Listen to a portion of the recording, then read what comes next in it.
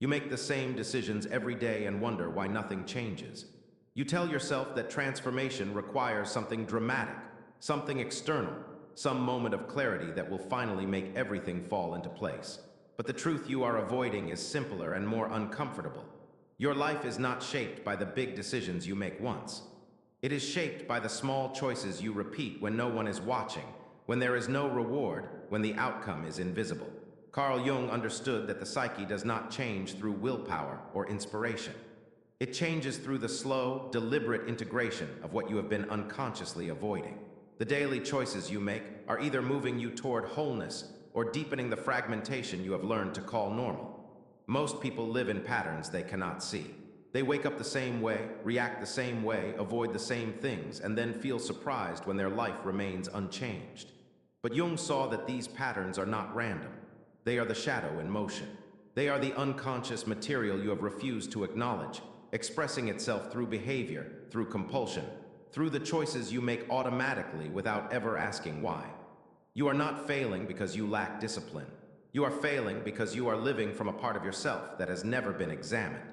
The persona wants you to believe that change happens through addition, that you need to do more, achieve more, become more.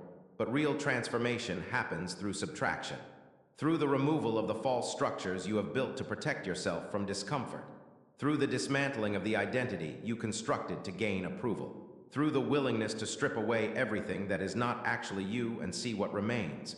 This is not motivational. This is not comfortable. But it is the only path to a life that feels like yours. The first choice is to stop beginning your day by giving your attention away. You reach for your phone before you reach for yourself. You let the world tell you what to think, what to feel, what matters before you have asked yourself what is true. This is not a small habit. It is a daily act of psychological surrender. It trains your nervous system to seek validation outside yourself. It teaches you that your internal state is insufficient, that you need constant input to feel real. Jung called this identification with the collective unconscious, the loss of individual awareness in favor of mass consensus. And it begins the moment you wake up. When you choose to meet yourself first, to sit in stillness, to breathe before you perform, you are reclaiming something fundamental. You are saying that your presence matters more than your productivity, that your awareness matters more than your output. This is not about meditation or spiritual practice. It is about the simple discipline of not abandoning yourself at the start of every day. Most people cannot do this for 5 minutes, not because they are weak, but because they have been conditioned to believe that silence is threatening, that solitude is loneliness, that the absence of distraction reveals something unbearable. But what it reveals is not unbearable. It is just unfamiliar. It is the voice beneath the noise. The part of you that knows what you actually want, what you actually value, what you are actually avoiding. And when you start listening to that voice, when you give it space to speak, everything begins to shift. Not because you are forcing change, but because you are finally aligned with something real. The second choice is to stop lying to yourself about what you know is true. You know when you are procrastinating. You know when you are avoiding. You know when you are making excuses.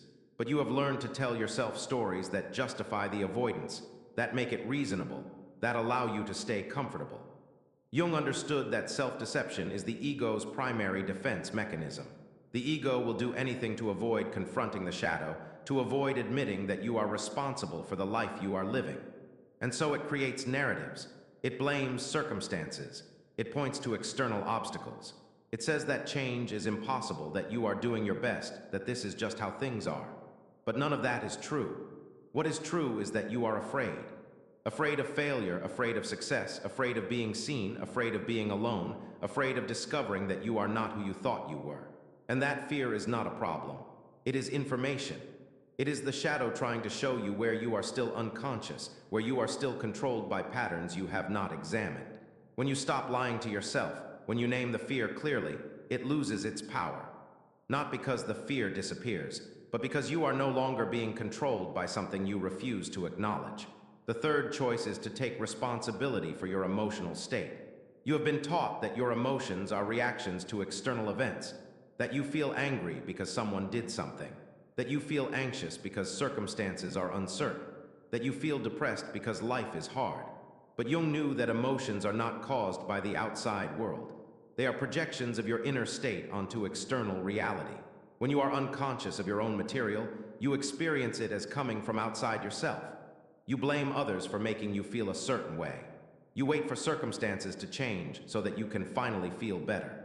But this is backwards. Your emotional state is your responsibility, not because you can control it, but because you can become conscious of it. You can notice when you are projecting. You can see when you are blaming someone else for something that is actually unresolved within you. You can stop waiting for the world to fix what only you can heal. This does not mean you ignore real injustice or valid grievances. It means you stop using external conditions as an excuse to avoid your own psychological work. When you take responsibility for your inner state, you stop being a victim of circumstance. You stop giving your power away to anyone who can influence how you feel. You become anchored in something that does not collapse when things get difficult. And that is true freedom. Not the freedom from difficulty, but the freedom to remain yourself regardless of what happens. The fourth choice is to stop performing for others. You have built an entire identity around what people expect, what they approve of, what keeps you safe in their eyes. Jung called this the persona, the mask you wear to navigate social reality. And the persona is necessary. You cannot function in the world without some adaptation to social norms. But when the persona becomes more real to you than the self beneath it, you lose touch with who you actually are. You become a performer in your own life, constantly adjusting, constantly seeking approval, constantly exhausted by the effort of maintaining an image that does not fit. The choice to stop performing is not about becoming rude or antisocial. It is about allowing yourself to be seen as you are, not as you think you should be. It is about speaking honestly instead of strategically. It is about making choices based on your values instead of other people's expectations. This will make some people uncomfortable. They have invested in your persona. They prefer the version of you that does not challenge them, that does not change, that stays predictable and manageable. But their comfort is not your responsibility. When you stop performing, you discover that the people who matter do not need you to be different. They are relieved by your honesty. They are drawn to your authenticity. And the people who cannot tolerate the real you were never actually in relationship with you.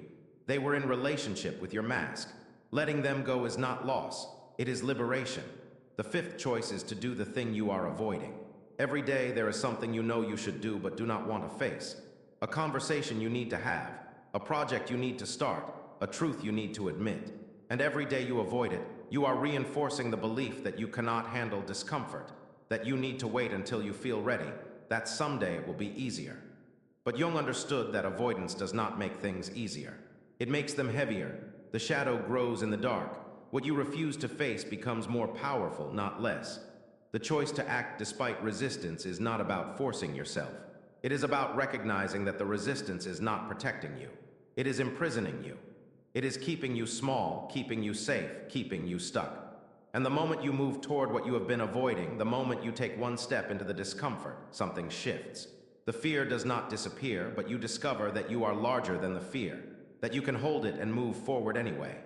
This is how confidence is built, not through affirmations or positive thinking, but through the repeated experience of doing what you did not think you could do, of facing what you thought would destroy you and discovering that it did not, of proving to yourself over and over that you are capable of more than your fear allows you to believe. The sixth choice is to stop consuming and start creating.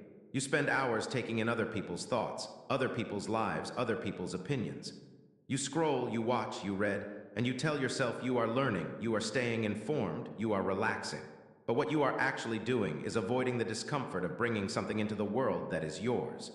Jung believed that the psyche needs to express itself, to externalize what is internal, to create form from the chaos of the unconscious.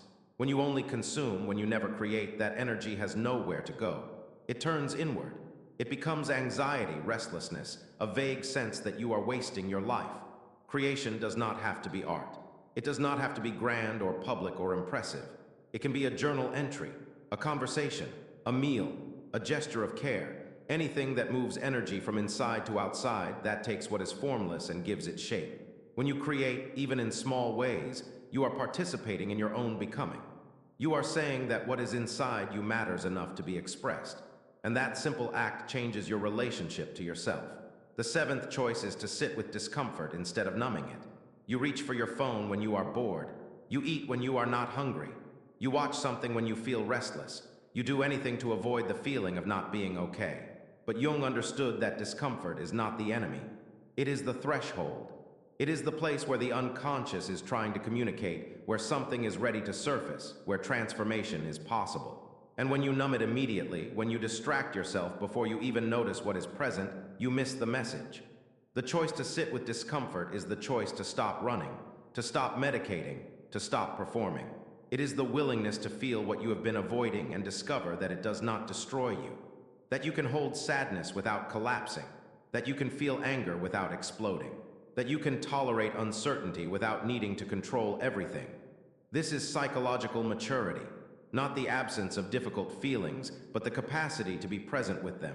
And when you develop this capacity, when you stop needing everything to feel good all the time, you become unshakable. Because you are no longer dependent on external conditions to maintain your internal stability. You know you can handle whatever arises, and that knowing is the foundation of real strength. The eighth choice is to speak the truth, even when it costs you. You have learned to be agreeable, to avoid conflict, to say what keeps the peace. And there are times when this is wise, when discretion serves you. But there are also times when your silence is a betrayal of yourself. When you know something is wrong and you say nothing. When you feel something is true and you pretend you do not. When you compromise your integrity to avoid discomfort. Jung saw that every time you abandon your truth to maintain external harmony, you create internal fragmentation. You split yourself. And that split becomes shame, becomes resentment, becomes the quiet erosion of your self-respect.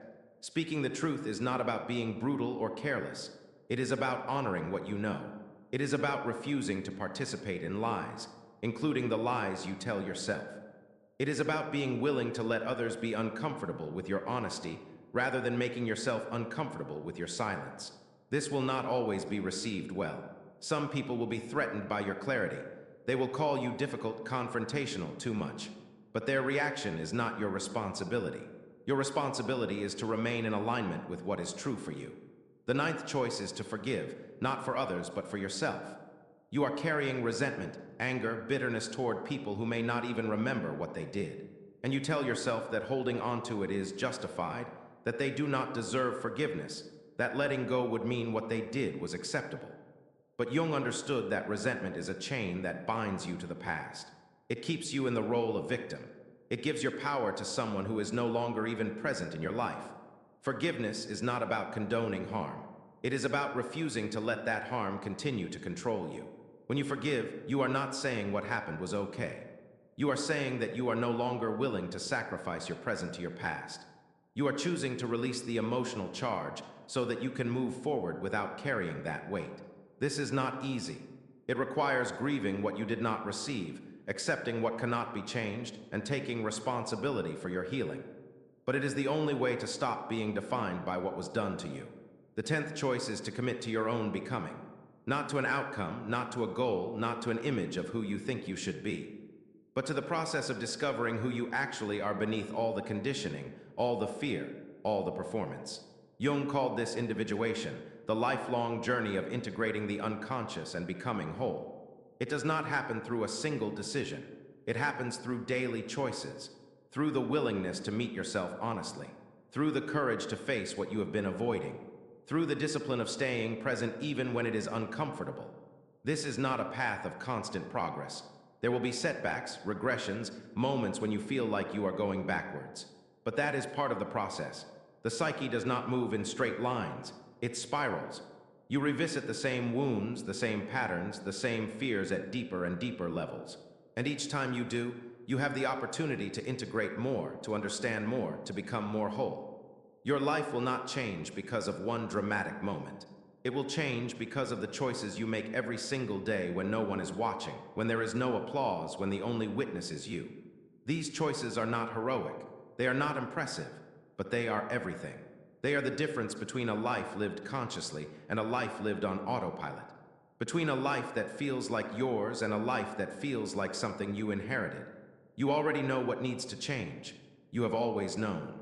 The question is whether you are willing to make the choice today, and tomorrow, and the day after that, not perfectly, not without failure, but consistently, with honesty, with commitment to the person you are becoming.